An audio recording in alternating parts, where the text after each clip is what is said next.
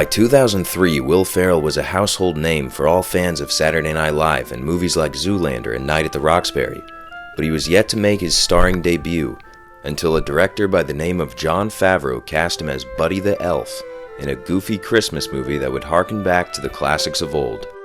Utilizing a mix of animation, stop-motion, claymation, and live action, the film made clear reference to the old Rankin-Bass Christmas movies like Rudolph and Frosty the Snowman.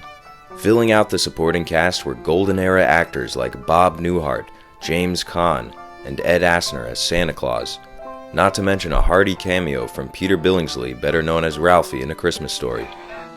Come down here so I can see you better. And though Will Ferrell didn't quite have the starring power he would soon wield in comedy classics such as Anchorman and Talladega Nights, his performance as a mentally stunted man-boy who thinks he's a Christmas elf made this one memorable holiday movie. With a mid-tier budget of $30 million, the winter juggernaut went on to haul in over $200 million, thus cementing it in box office history as another Christmas classic.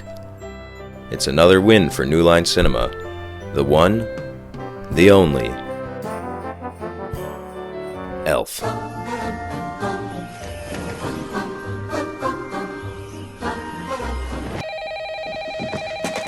Buddy the Elf, what's your favorite color? Put that down. Hello?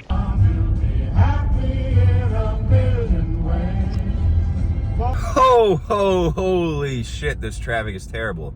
What's up, beautiful people? I'm Zach, and you're watching Zach Makes Movies, the channel where we talk about... You guessed it, Frank Stallone. Well, it's the holiday season, and Santa Claus is coming round. I'm in a store, and I'm singing! Hey! There's no singing in the North Pole. Yes, there is! Elf is one of the funniest Christmas movies. It's Will Ferrell at his finest.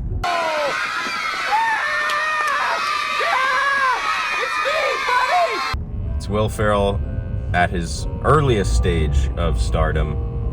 After those first couple of movies that we talked about, that small part in Austin Powers and his character in Zoolander. Well, when Maury told me what you were willing to do, But this was his first real mainstream starring role.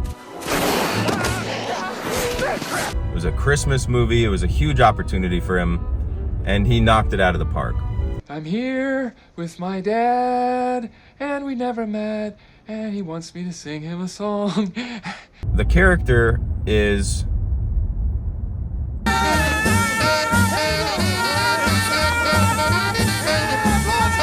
for lack of a better word... Dad? Dad?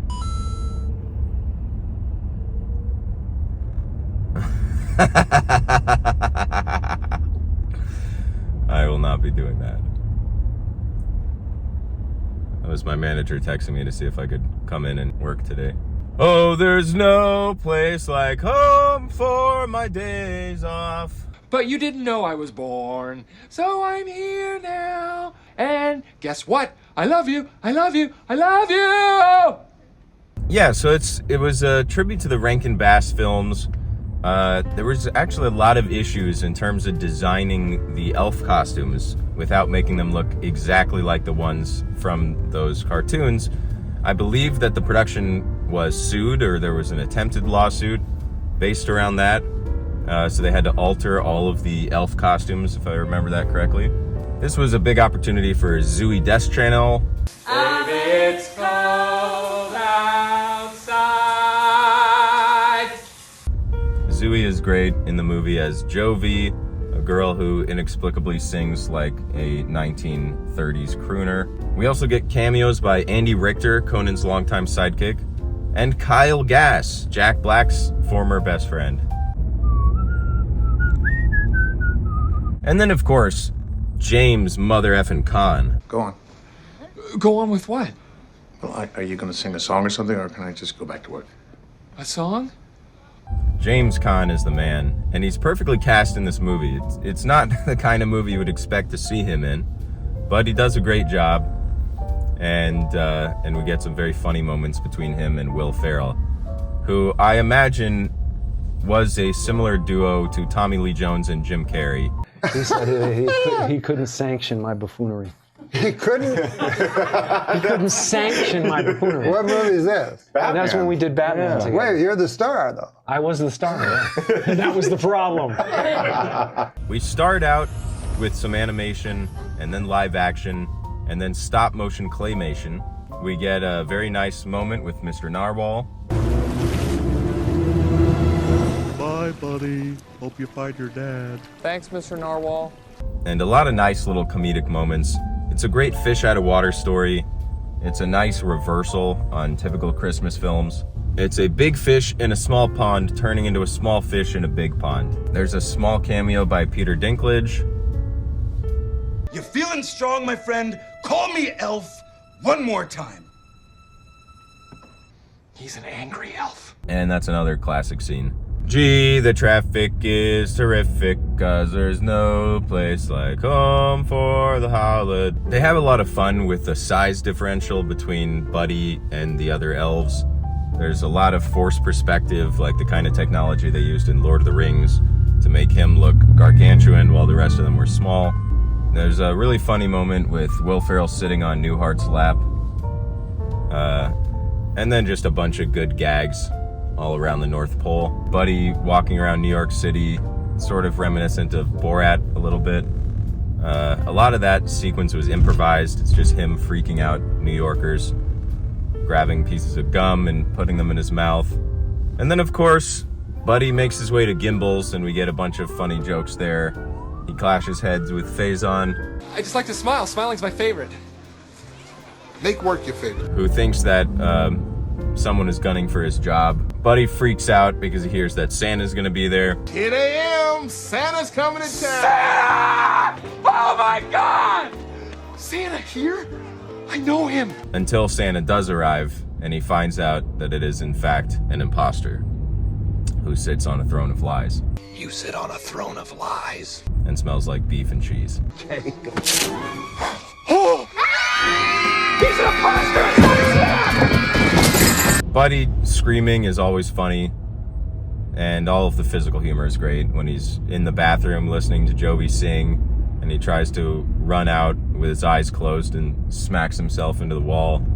Get out! Don't look at me! Get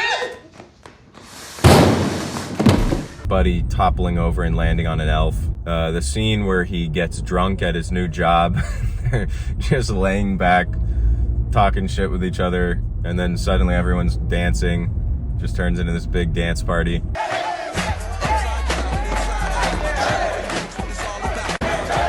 I love the whole relationship with Mary Steenburgen and James Caan and their kid trying to adjust to this weirdo in their house, and the wife is totally cool with it, finding out that her husband had another child that he's abandoned for 30 years.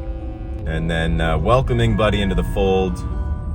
Buddy tells his new dad that he loves him. That doesn't go over well. Tickle fight! Tickle fight! Tickle fight! Tickle fight! Sorry. And then at dinner they have spaghetti, which becomes Buddy's favorite meal with a few additions. And he decides, as a thank you to his new family, he'll make them breakfast.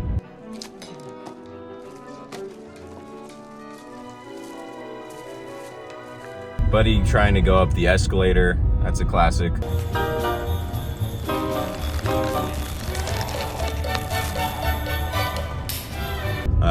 The moment where Buddy is sitting on the toilet made for elves. Oh, just getting into a fist fight with a mall Santa Claus. He's a fake! I think one of my favorite gags in the movie is the Jack in the Box scene.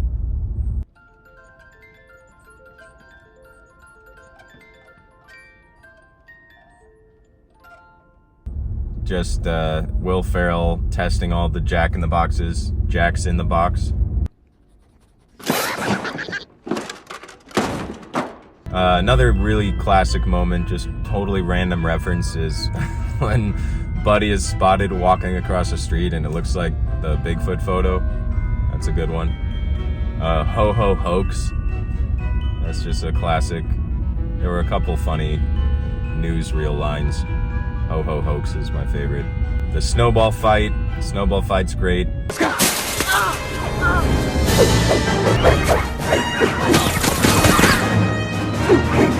Buddy just absolutely decimating these kids, launching snowballs like an absolute G. And he wins over his new brother. Buddy goes on his first date, which, you know, it's a sweet love story. It's a beautiful love story. I think we can all get behind that. But at the end of the day, and yes, I know this is a cute kids movie for the most part, but Buddy has the intellectual capacity of SpongeBob. He seems a lot like a child in adult's body. There's certainly some Arrested Development going on there. It's Arrested Development. I really can't stay. If you haven't tried syrup on spaghetti at least once, are you really a fan of this movie? Probably not. For a moment, I'd like to talk about my boy Jon Favreau. Jon Favreau became famous for a movie called Swingers.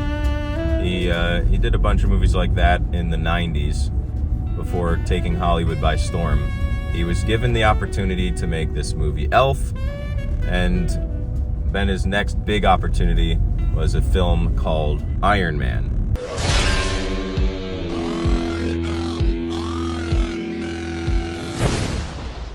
He basically became the father of the modern MCU. Jon Favreau is actually a pretty underrated filmmaker.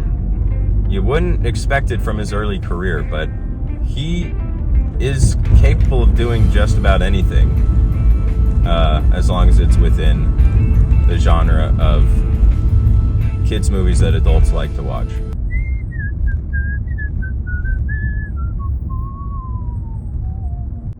The final conflict in Central Park with the Nazgul, or whoever those guys are, I don't know what the hell the deal was with that, but yeah, that was interesting. James Caan has a nice little arc where he decides he's going to try to help Santa Claus and doesn't fool the Nazgul, but it does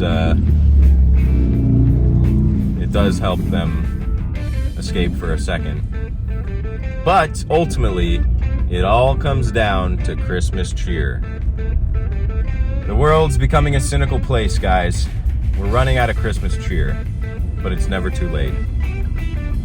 I really like that scene where the kid is, he borrows Santa's book and starts reading on live air all of the different Christmas wishes that everyone has. It's him, it's the real Santa. His sleigh won't fly because nobody believes in him. It's a nice little moment to get the little girl that Buddy spoke to earlier in the movie. Carolyn Reynolds wants a Susie Talks a lot. Thanks, buddy. Then you have the news reporter. Charlotte Dennon wants a Tiffany engagement ring and for her boyfriend to stop dragging his feet and commit already. Oh! And then all the guys at the bar and all of these characters we've seen throughout the movies. Very classic 90s, early 2000s, where you have all these smaller characters throughout the movie that show up at the end. Dirk Lawson wants a day of pampering at Burke Williams Spa. Stands by for a return cameo. And then everyone's singing and dancing, and Faison Love is suddenly in a good mood, and it's just an all-around good time, heartwarming ending. The best way to spread Christmas cheer is singing loud for all to hear. And then it culminates with Santa's sleigh flying overhead, and a small group of people get proof that he exists, which is really all you need to carry on a religion. About 100 or so people who actually saw it, and then thousands of people who are willing to believe it. But in this case, it's Santa Claus, so it's all good. The movie ends back in the North Pole, where we started, where Buddy and Jovi have started their own family, and Bob Newhart is still alive. Personally, this has become a favorite of mine. I don't really remember watching it when it came out initially. I don't know when I first started watching it. My sister's a big fan of it.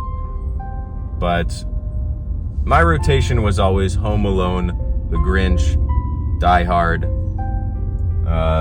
Every now and then A Christmas Story, maybe National Lampoon's Christmas, Lethal Weapon. Sunshine and ravioli, macaroni, if you want the thing you love. You did it! This movie, over the last several years, has forced its way into my annual rotation, and I think it will remain for a while. It's a nice reminder of a simpler time in cinema, the early days of Will Ferrell before he became an absolute superstar, before Step Brothers, before Anchorman, before Talladega Nights. I don't know how to put this, but I'm kind of a big deal. But that's about all we have for you today, folks. Stay tuned for a couple more Christmas videos coming soon. Let me know in the comments if you have any movie recommendations of your own. And in the meantime, I hope you have a holly jolly Christmas and a happy new year. But we'll get to that. We'll get to that.